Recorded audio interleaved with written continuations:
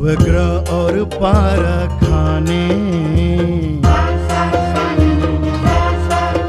निकले हुए हैं हमें बताने। अगर समझ ले हमें क्या अच्छा है और बुरा क्या, क्या ताकत है अपनी और हमें कमी क्या। कुदरत को जानो, खुद को जानो, अपने आप को पहचानो, अपने आप को पहचानो।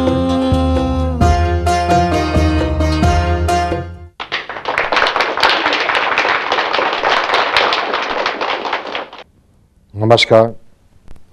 आज फिर हाजिर हुए आपके सामने और लाल किताब की बातों का कोई अंत नहीं है। जैसे कहते हैं कि इंसान की इच्छाओं का कोई अंत नहीं है, ऐसे ही लाल किताब के बारे में बात करने का भी कोई अंत नहीं है, इसके उपायों का भी कोई अंत नहीं है। क्योंकि हर समस्या को देखकर, समझकर उपाय कराया जाता है कि इंसान को ये इस समय क्या ज़रूरत है। जैसे कि डॉक्टर भी यही करते हैं, पहले टैबलेट से काम चलाते हैं, फिर कैप्सूल से काम चलाते हैं, फिर इंजेक्शन है, फिर एडमिट करते हैं। तो ये जो एस्ट्रोलॉजी है, ये बड़ी कैलकुलेटिव एस्ट्रोलॉजी है लाल किताब की, जिसको कोई भी नहीं चैलेंज कर सकता। और जो आज तक हमारे सामने डॉक्टर्स हैं, इंजीनियर हैं, पुलिस वाले हैं, जजेस हैं, ये सब लोग मेरे बताए हुए उपाय करते हैं। इनको समझ में आता है कि अगर ये उपाय करते, अगर जिस साल वो नहीं करते तो उनको वो भी महसूस होता है, क्योंकि जिंदगी में खलल सी मचने लग जाती है। क्योंकि जब आपका नया साल आने लगता है, नया वर्षफल जिसे कहते हैं कि आपका नया साल वही होता है जो आपका जन्मदिन होता है। और 15, 20 दिन, 25 दिन पहले इंसान को अपने आप में थोड़ा महसूस करता है कि वो अस्त व्यस्त हो रहा है। क्यों? कि मैंने बताया कि आपका जो कुंडली है वो एक तरह आपके घर और मंदिर के बराबर है।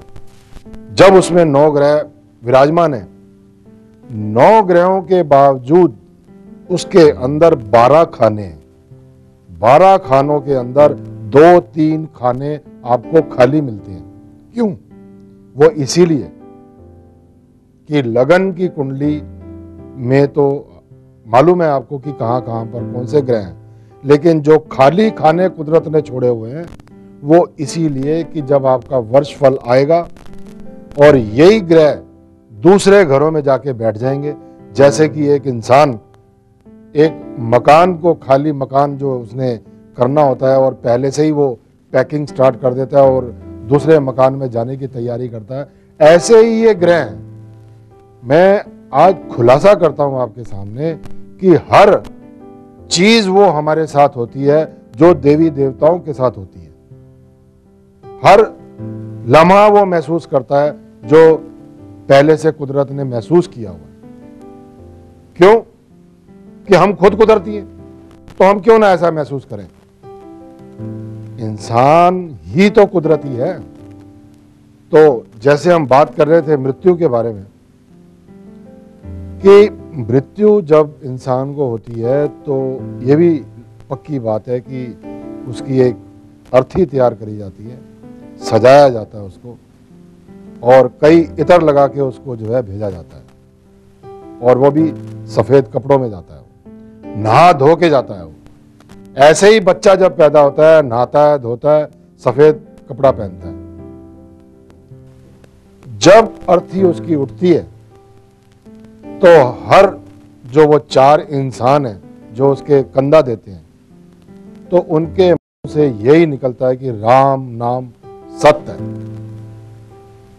अब ये देखो कि एक कुदरत ने जो 4 जो कुदरती, जो हम लोग कुदरती हैं, तो जब 4 लोगों ने उसको उठाया हुआ है और उसको शमशान तक लेके जाना है।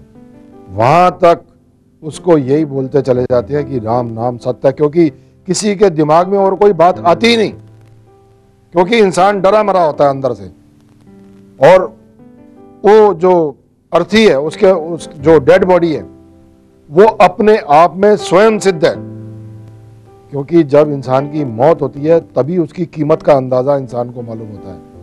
वो महसूस करता है कि आज हमारे बीच में ये नहीं रहा। अब क्या होता है कि कईयों के किसी की बहन नहीं है, किसी का भाई नहीं है, कि वो वाकई अगर मतलब जैसे जन्म ही नहीं लिया बहन ने या भाई ने, तो हर इंसान को एक कमी महसूस होती है कि भाई आज मेरी राखी है तो आज मेरी बहन नहीं है। तो ये जो उम्र गुजारी होती है उस इंसान ने जो ऊपर जाने की तैयारी करता है, तो हर आदमी का जो मन है उस समय उस तरफ उसका जैसे चुंबक की तरह वो डेड बॉडी की तरफ लगा होता है। क्यों? यही बात आप अपनी जो है, जैसे आप कहते हो कि भगवान को हम बड़ा मानते हैं, भगवान को हम ये करते हैं, बड़े बड़े फूल और बड़े बड़े प्रसाद के डिब्बे, के मन में कुछ और, जा रहे हो आप भगवान के पास।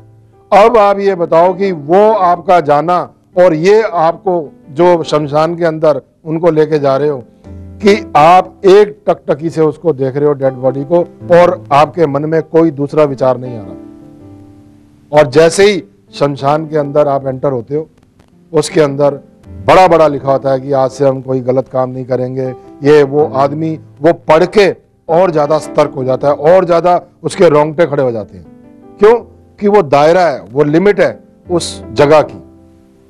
और जब ये सब बातें होती है तो फिर डेड बॉडी को जो है आप जो भी उसका संस्कार, जब आप दाह संस्कार करते हो तो लकड़ी ये वो सब करके, तो उसमें भी इंसान अपने आप को प्राउडी समझता है कि भाई मेरी रिश्तेदारी नहीं है, मैं लकड़ी क्यों लगाऊं, मेरे कोई जान पे मैं, क्योंकि उसमें भी वो हिचकिचाता है। बताओ,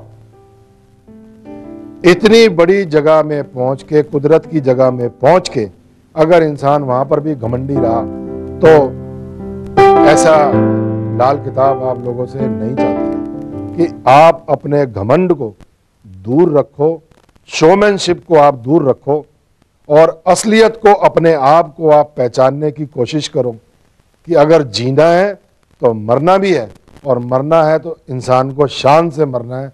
इन्हीं शब्दों के साथ धन्यवाद। फिर मुलाकात होगी अगले एपिसोड में। अपने आप को पहचानो।